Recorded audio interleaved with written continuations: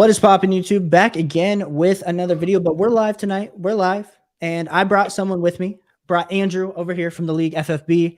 Andrew, as someone that I've respected his content a lot over the last year, he's been putting it out very consistently, trying to grow his following, just like we're trying to grow our following over here. So we're going to do a live startup mock draft tonight. So Andrew, how are you doing tonight? I'm good, man. Thank you for having me. I really do appreciate it. No, 100%, 100%. So we got the people. The people are in the mock. They're wanting to get started. So let us kick it off. I need to turn off the audio or else people are going to be annoyed in the chat. So Andrew, people were wanting to know, are you going to have to take down that Dalvin Cook jersey? Man, I'm going to leave it up, honestly. I invested too much money into it because what most people don't notice is they're both actually autographed. Oh. And so they're autographed jerseys that I had framed and stuff. So I'm going to actually keep them up there. But eventually, did we just have a Frank Gore go 102? Yeah, he saw we were on YouTube. I put it in the mock thing, and someone says, Nice. and there we Nice, go. man. There we are. Yeah, SS903. What the heck, bro? What the heck? You know, it makes no sense. And then someone says, kick him, kill him. Do you know how to kick somebody in a mock I draft? don't Like, know if you can. The I don't only think way would be to restart it. someone said no life loser. I guess we'll just roll with it. Whatever. It's gonna happen. It's gonna be a little bit off, but I wish we could kick him because then at least he would get auto. yeah. And that would be better than what he's about to That's what do. I'm saying. But you know what? It happens. It happens. So if you guys are tuning in here tonight, like I said, appreciate you guys for watching the live. I get Josh Allen at the 105, and then someone got Frank Gore at the 1-2. So, you know, sleeper people that are just having fun with us. But we're happy to have Andrew talk some Dynasty, talk some Vikings. Yeah. So, Andrew, what format do you play most? Like, what's your go-to format? So I know really, you're on the clock though, so I'll let you yeah. pick. Well, this is an easy pick for me. I'm going to be going Trevor Lawrence. But typically I play Dynasty Superflex. Like that is my go-to for the most part. It's where I have the most fun. Recently, or not recently, I got into Dynasty Fantasy Football a few years back, probably 4 years now at this time. And it's been something that I've just enjoyed a ton because you kind of get to play make believe GM, and it's something I've always enjoyed. I always played the Madden franchises where you could rebuild rosters and do things like that. But having a fantasy football and then being able to do something like that, that's what Dynasty Fantasy Football is to me. You get to be your own GM, and it's just the most fun to me. But I play a whole bunch of everything, man. I'll play redraft. I play a whole bunch of best ball. I do best ball drafts all the time in on my channel and all that stuff. So but I'm right here on the clock. I'm going to go Deshaun Watson, and I'm just going to get my double quarterbacks in Superflex. I think two QBs at the top of the draft is always the way to go for me. Bro, you're speaking my language. I'm so sick and tired of the Deshaun Watson hate. It's gone too far. Like I understand the ethical standards that some people have with them in Dynasty. I don't have those type of standards. I mean, I do in my personal life, but when we're playing Dynasty, I'm trying to win championships. And the fact that you're able to get, honestly, Deshaun Watson probably will outscore Trevor Lawrence this year. That's my bold take. And I think he's going to get back to being a top 6 Dynasty quarterback. And so for you to go back to back with Trevor Lawrence, who's an ascending young quarterback, and I'm on the clock and I'm just over here chatting it up. And Deshaun Watson is steal. And I'm on. Okay. I'm gonna take CJ Stroud. I like Dak, but it's close for me. And so I think with CJ Stroud, it gives me a little bit more leverage on which way I'm able to build my team in the third.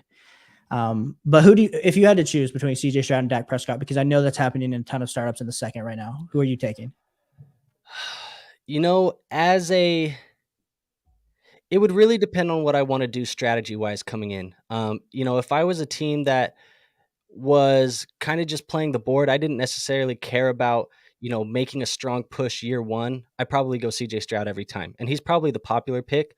But I think if I come in and, I land towards wanting to go in and be competitive right away, I easily would go for Dak Prescott because, I think Dak outscores CJ this year. And I think there might be a possibility that he outscores him next year as well.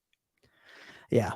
I as well, especially all the reports too. Like I mean, CJ Stroud's getting a ton of reports out of camp, but Dak just even I made a video about him 2 days ago, and it's just the underratedness of him in fantasy football. I mean, it wasn't a few years ago where that 5 game stretch was incredible.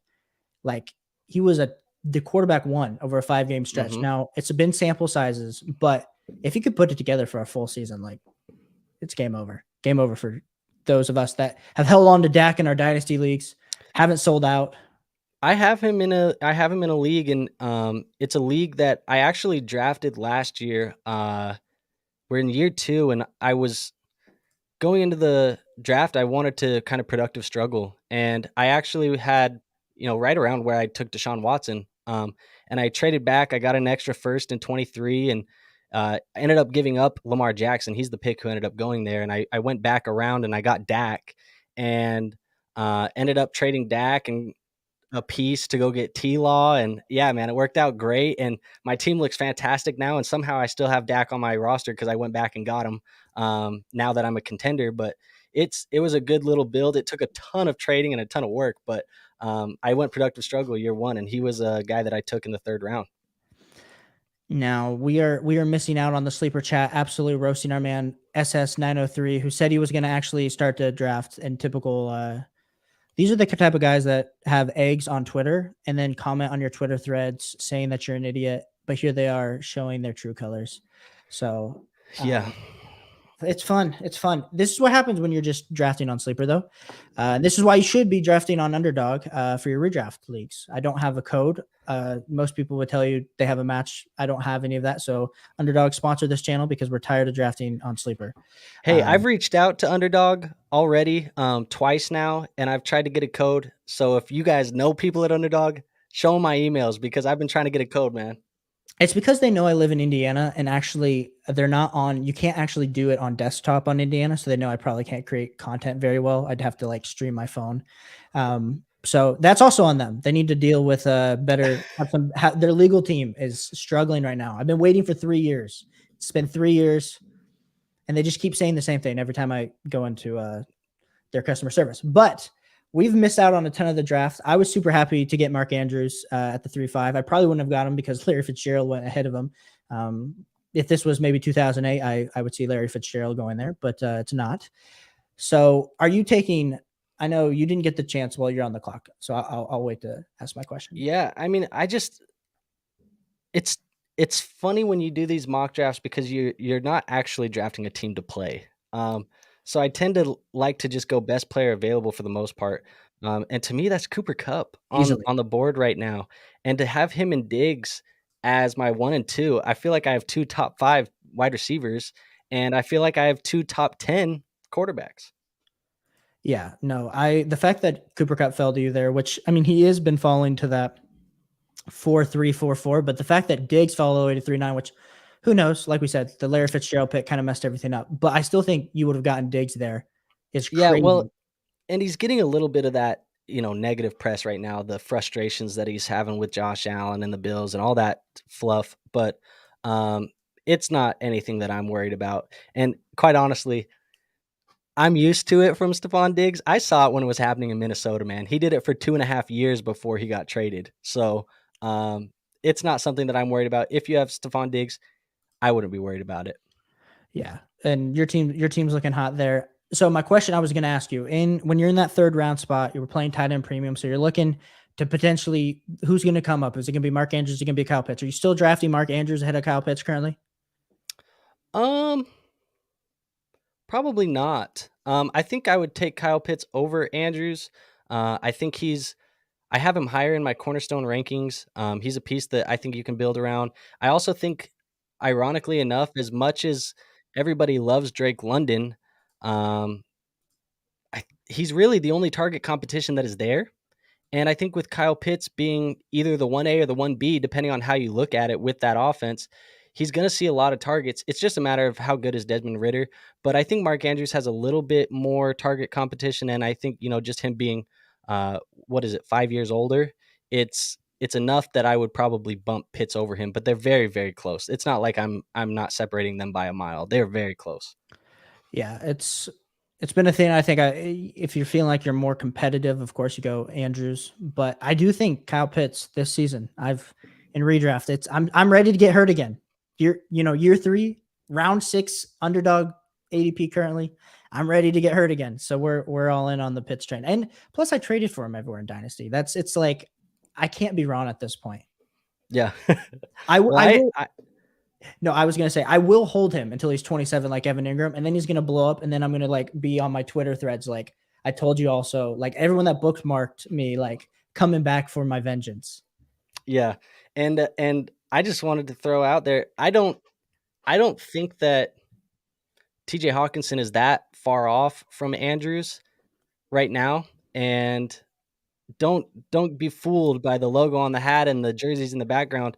I just think the age and what he did last year as the second receiving option in Minnesota, I think he's a little bit closer to Andrews than the ADP shows right now. Yeah. Oof, 100%. Well, I also the fact that I was a little bit upset about how the draft fell because I regret taking Andrews because I could have taken Hawkinson at my last pick, but it's okay. If you are in the chat, let us know any questions you might have. How you feeling about this draft? How you're doing tonight? Are you watching the NBA draft and our draft at the same time? Let us know down below. Are you an NBA guy? I am an NBA guy. I mean, I used to be a lot bigger of an NBA guy, and then I am now because clearly during like the draft, I scheduled a mock draft. But I don't know. I'm a Miami Heat fan, so it was a little bit of a rough year. Good year, but rough year. Yeah, I'm a Lakers fan. So I understand you saying a little bit of a rough year, but at least we can say we lost to the champs, I guess. At least. Exactly. They came storming through. I mean, no one was stopping Jokic. It was Nope. I feel like who do I take here? I'm leaning Treylon Burks. It just feels early, but we'll tough it out. I just feel like no one could guard Jokic. That was my thing. He reminded me of how I view myself compared to like my brothers when I was in 5th grade and they were like in 3rd grade, like just big and stronger, backed him down in the post, but I could also shoot. It was ridiculous. No one could guard him. So, but yeah. So out of these wide receivers, so I know you went DJ Moore, which was clearly the best value on the board when you were drafted. I was debating between him and Pittman. I am not on Pittman train. I know it's like, it just feels like we keep giving him second chances. And I know it's because of the quarterback play. I can't do it.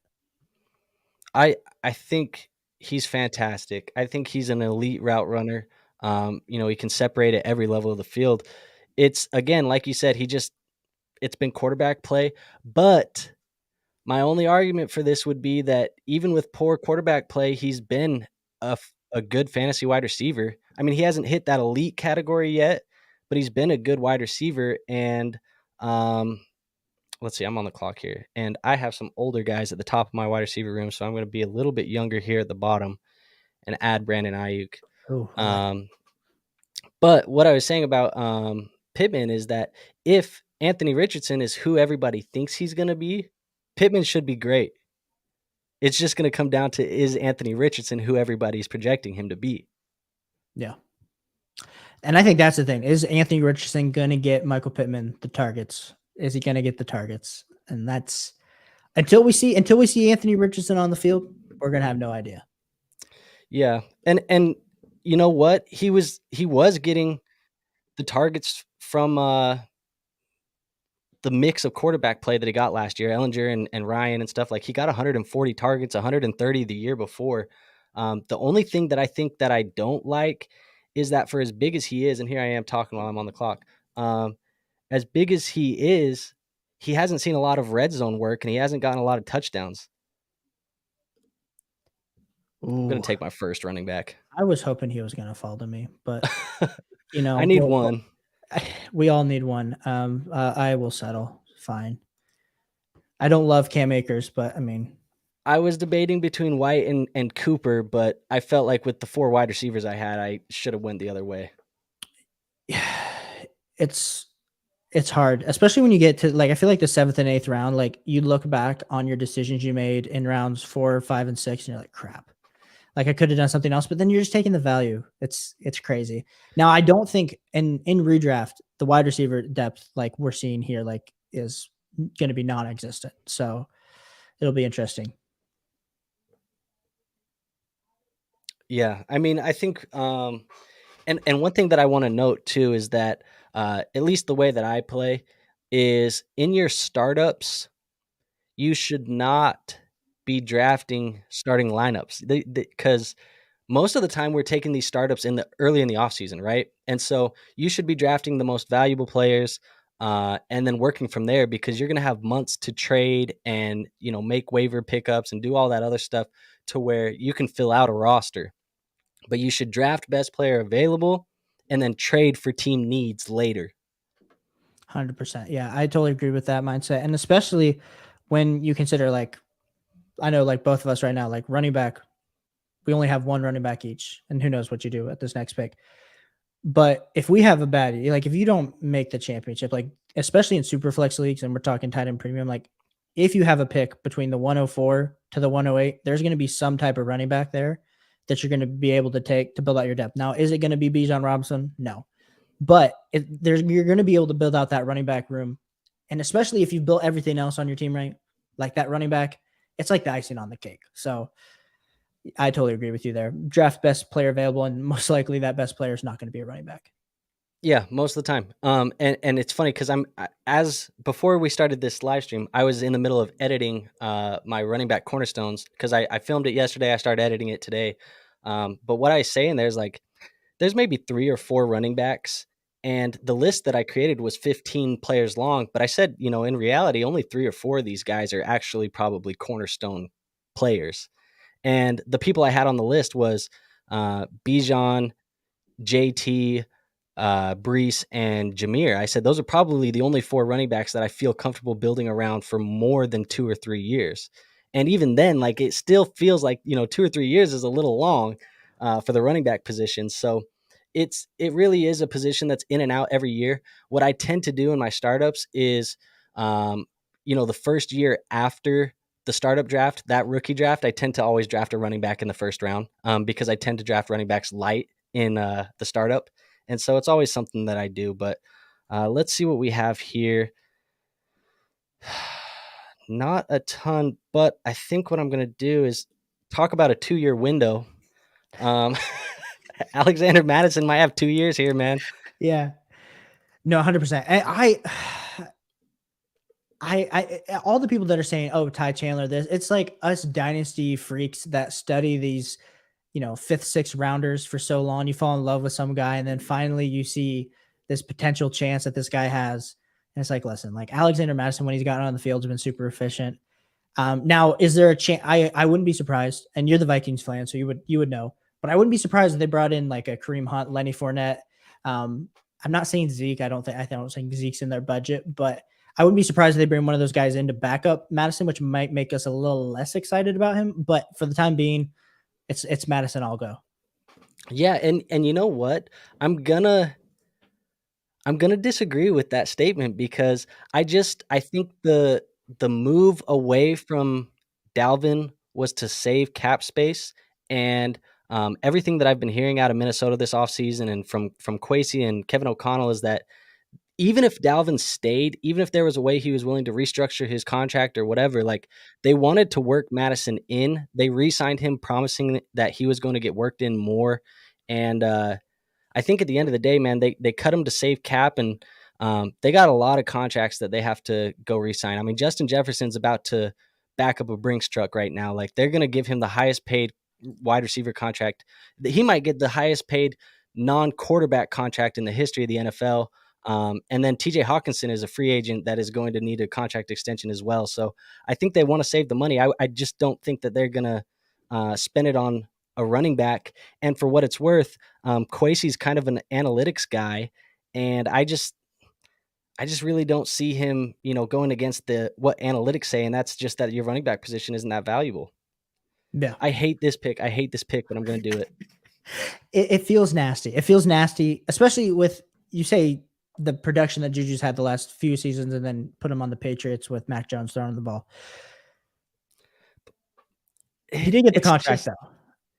it's a good. It's the money speaks, and if anybody's gonna figure out Juju, it's gonna be Bill, and I think there's a lot of similarities. It might sound weird, but there's actually kind of a lot of similarities in the way that Juju plays football and plays the wide receiver position and how Julian Edelman played the wide receiver position. And I think that they can utilize Juju in an Edelman-esque role.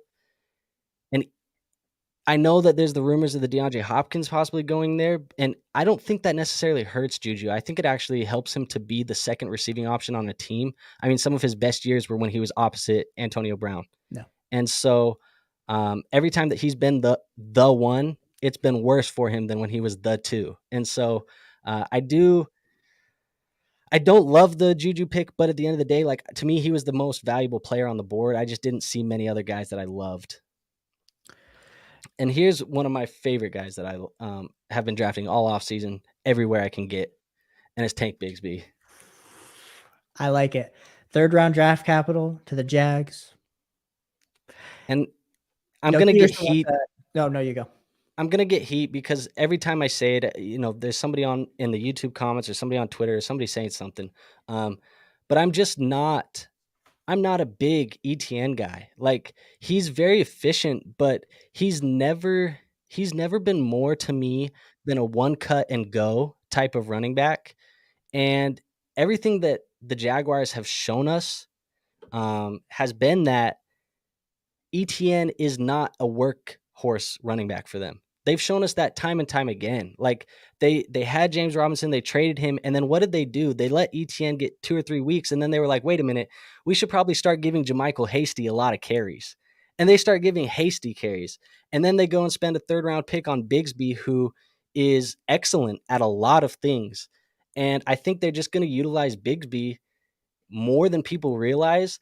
I really wouldn't be surprised if it ends up becoming closer to like a 50-50 split, but I think right away it's at least 60-40. No, and I 100% agree with you. The only thing too that I think a lot of people don't realize is how inefficient the moment that James Robinson, and I know I'm on the clock here. Who do I want to take? This is such a rough part of the draft. It's bad. All my players just popped off, so I'm here struggling. But specifically, yes, my guy fell. did he fall you? Yeah. Where did he go? Here he is. I still believe. Oh, I literally just made a video about him today. It's coming out tomorrow. Talk about me. Some 5 wide receivers I have to draft in 2023. Sky Moore. But in regards to Tank Bigsby and Travis Etienne, like Travis Etienne was super efficient with James Robinson, like on a yards per carry basis. Like maybe the fantasy points were there. So, but I'm excited. I still think Travis Etienne is going to eat this year, but I would prefer, and especially in the dynasty leagues that I own, if he would be more towards like that 60-40 split, just so he's not like getting absolutely banged up by, the playoffs. Yeah, and that's not don't hear what I'm not saying, because I don't think that Bigsby is going to make ETN irrelevant. I mean, for what it's worth, in my cornerstone rankings that I was editing, like I still have ETN as a top 5 cornerstone running back. Like he's still up there. It's just I think it's better for the Jaguars as a whole. It's better for ETN if he's not getting 15 carries a game. Like he's almost better being in that 10 carry or 10 to 12 carry range and getting 3-4 receptions a game. Like he can still be fantasy relevant there. It's just I think Bigsby is going to be efficient enough on the ground, and there's going to be enough going on with him. Let's see, what am I going to do? Yeah, you're good. He's going to be efficient enough on the ground too, because he does average very high yards per carry. So he's going to be efficient enough. He's still going to be fantasy relevant. I just think he should be viewed as a low end RB1, and at worst like a high end RB2. Like that's how we should be viewing ETN. So I liked your next pick with Damian Harris. There's a lot of, I'm a James Cook truther, but when the Damian Harris signing, the James Cook crowd said, hey, it's no big deal. And I was like, no, it is a big deal, because Damian Harris is a very solid running back. Ton of touchdown upside, but even more like those early down work. So what did you think? And I mean, you drafted him, so you kind of like him. Yeah, I mean, I've been drafting him a ton in. That's you right there. I know. I don't know where I was gonna go. It's all good. I've been drafting him a lot in best ball leagues because in my best ball teams, I've been doing a lot of zero RB or hero RB strategy, and he just feels like he has enough touchdown upside that he's valuable. I think the problem is he's going to be hard to predict when they come. And I do think that James Cook is the better of the running backs in the backfield, but Damian Harris is a really good running back. And I think for what I'm going to do here, it's gross, but Mike Gesicki. Man, you and that Patriots offense, man. Except I drafted Dude, Mac Jones, so I can't speak bad. yeah, and look, I was looking at my team and I was like, for the sake of keeping this realistic too, like I wanted to get a backup tight end because there's no way that I would come out of a draft without a backup tight end. And so I was like, I just need to draft one. And I believed in him enough in Miami that maybe Bill has something in mind. I don't know. Yeah. The And I'm Patriots only going to start him when Hawkinson's on bye. preach. This is not best ball. This is just tight end premium. So all he needs to do is catch you 3 passes and a touchdown, and you're going to feel really good about putting him in on those off weeks of Hawkinson. Yep. Agreed. So we're looking at this overall draft. Your team's it's just fire. I'm over here jealous. Granted, we did draft. It's unrealistic because Frank Gore, RG3, and Fitzgerald went in the first 3 rounds, but like I still like the drafting if you can get the Andrews or Pitts in that 3rd round. Like I do like the build, but I like what you did better. Like if I would have, instead of replaced Andrews with Diggs or even Tyreek Hill, I think I would have liked my team a lot better. Yeah, and get Hawkinson a couple rounds later, or even like I don't mind getting Hawkinson a couple rounds later, or Kittle. I know a lot of people are kind of fading Goddard for some reason, but he's good enough too in a tight end premium league that you can plug him in every single week and feel fine. The reality of it is, in these tight end premium leagues, I want somebody that I don't have to think about when I play them every week. Like I don't want to have to try and decide between David Njoku and Evan Engram every week. Like I don't want to have to decide that or make those types of decisions. I want to have a guy that I can plug in, because at the end of the day, it's a lot easier to find those streaming options at your running backs and your wide receiver positions. And so I like having one of those guys that you can set it and forget it at the tight end position. And I think there's only about 5 or 6 of them, and then only 3 of them that are like true difference makers. And I might consider Hawkinson close to that. I want to see what he does now that they added Addison. But there's really only 3 like elite difference makers there at the tight end position. Totally agree with you. So you drafted DJ Moore there in the 6th. You're a Vikings fan, so of course you hate the Bears. But what do you think of DJ Moore's potential? Do we think, and I was debating about this on another YouTube channel last night, on Tyler's channel, and they were saying that DJ Moore has like wide receiver 1 potential this season. I'm not on that boat because he has been a target hog before and hasn't produced at high like points per game numbers. But where are you standing on that? So were they arguing like the wide receiver 1 or just a wide receiver 1? A wide receiver 1. Like we're talking like, but they were saying like a wide receiver 10 to wide receiver Yeah. 12. I mean, I think here's the thing, man. You're talking to a guy who for years was going to bat for DJ Moore. I was part of DJ Moore Anonymous. Like I was out here just, he's a wide receiver 1, he's a wide receiver 1. And at the end of the day, he wasn't. And I wanted him to be, because at the end of the day, I think he's one of the more talented wide receivers in the NFL. And it came down to poor QB play. The questions that I have with DJ Moore, and I think the talent is good enough that he can be a wide receiver 1. The questions you have to answer are, how good do you think Justin Fields is? Does Justin Fields take a step forward as a passer? And then, how much of the target share can DJ Moore absorb? Those are kind of the questions you have to ask yourself. And to me, I was a very big, and I'll out myself a little bit. I had Justin Fields as my quarterback 1 coming into the class, and it was bold because we had Trevor Lawrence, and I had him as my quarterback 1. I thought he was an elite prospect. I still think he is an elite prospect. We haven't seen him take that step forward in the passing game at the NFL level yet, but I think he has the tools. And everything we're hearing so far is that he is improving this offseason. I actually just made a short today that we're talking about him, taking that step forward. And I think part of the reason why he didn't show it is because look at who he's been throwing to. I mean, it's been a bunch of guys that really have no business being starting wide receivers in the NFL. Like, it's a bunch of those guys. One of the guys he was throwing to is Equinemius St. Brown last year. And then we're going to blame Justin Fields for not being an elite passer. Well, I think now you get him a guy like DJ Moore. Chase Claypool gets a little bit more time in the offense. They draft Tyler Scott. They have Darnell Mooney, who's going to be healthy this year. Cole Kmet's there. Robert Tonyan's there. There's a lot of possibility for Justin Fields to take that step forward, and I think he does. I think with that being said, I think DJ Moore is the clear wide receiver one in the offense, and I think it's not out of the range of possibilities for us to say that DJ Moore is going to get 130 to 140 targets this year. And if he does that and he breaks the DJ Moore curse of 4 touchdowns every single season, then he should be a wide receiver one. But I think we need to view him more so as like this wide receiver two that has upside. That's really how we need to view him.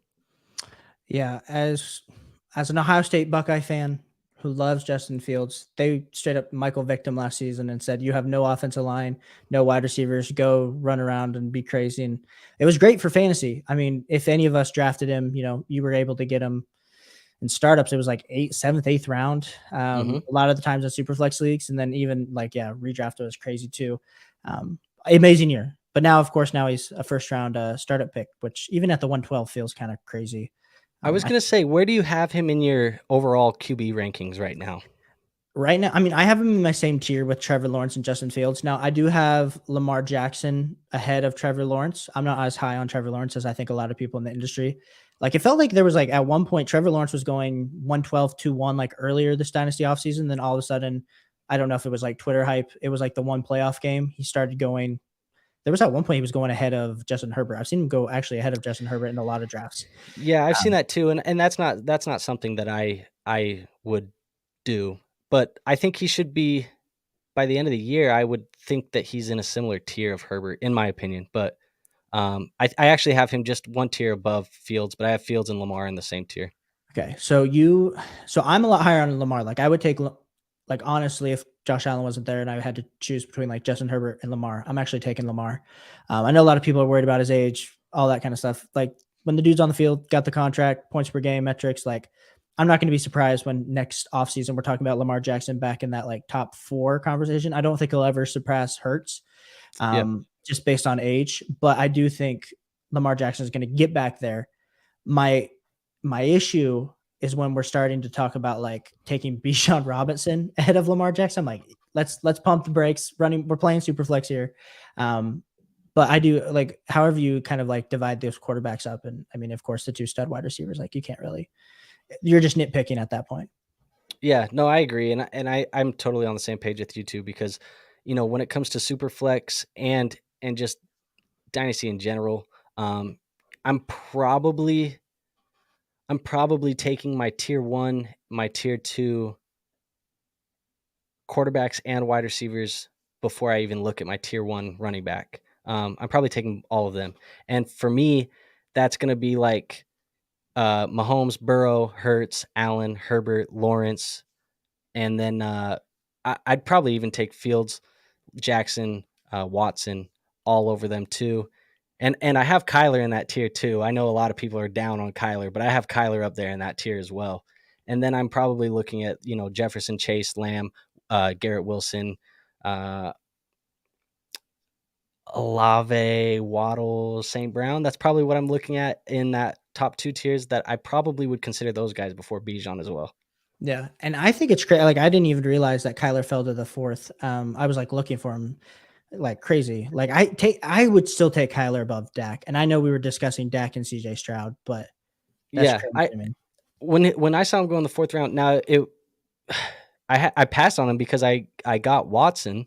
And it just was like, man, if I could have went Garrett Wilson and then went, Wilson and Diggs, and then came around and got Kyler instead of Watson. And to me, they're in the same tier. So I would have got yeah, that's something that I was looking at. But Crazy, man. that's startups, right? You always look back and are like, man, if I could have done this, this, and that. But that's when right now is when you would start playing really dynasty fantasy football, because you can go draft a team, but what you do with it now is how you get to those fantasy football championships, and that's where the real dynasty managers come out. 100% no, and it's true. Like we weren't drafting for starting lineups. So like honestly, like you could say I'm drafting Kyler anyway. I got 2 quarterbacks. If Kyler would have fell to me there in the 4th, maybe I'd take him. Yeah. All those kind of things. But I know we will be starting up a new dynasty league on our channel. I don't know if you are doing any dynasty startups, but if you like dynasty fantasy football content, of course, be checking out Andrew. Be checking out his YouTube channel. I will say this: Andrew has a short game down. Like we're not talking about golf. We're not talking about anything else. We're purely talking about those YouTube shorts, those TikToks. Those views are popping off because they're really well edited. Makes you think, and then boom, here comes a 15-minute video, and he really makes you think. So if you haven't checked out his content anywhere, like I said, he's got his YouTube right below it. We also have it on this banner that's just continued flashing over. So hopefully go check out his channel, go subscribe, go like. I wouldn't bring on anyone else that I don't respect highly, and Andrew's one of those guys in the industry. So excited for us to both continue to grow, build out our communities. If you haven't already, hit that like on that stream, helps it out so much. Hit that subscribe button on both of our channels, and yeah, we'll be back. I'm sure this is not the first stream, the first video that we'll do together. There's going to be a lot more in the future. So Andrew, as always, appreciate you being here tonight, and we'll catch you guys on the next one. Peace, hey, boys. Thank you, man. Appreciate it.